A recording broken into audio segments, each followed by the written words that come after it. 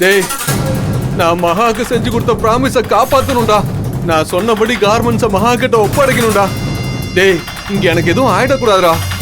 நான் உடனே சென்னைக்கு போயானும்டா. அஸ்வின், அஸ்வின், கதவை தரடா.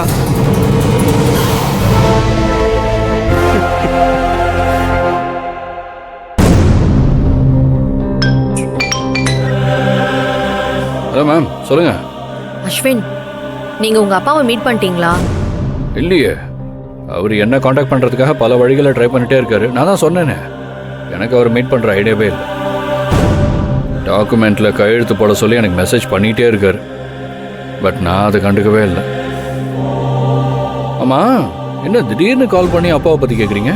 இல்ல, எங்க வீட்ல உங்க அப்பா கிட்ட இருந்து தகவல் வந்துச்சான்னு மகா கிட்ட கேட்டாங்க. மகா வரலன்னு சொன்னப்ப உங்க அப்பா நம்பர்ல இருந்து அவளுக்கு ஒரு மெசேஜ் வந்துச்சு.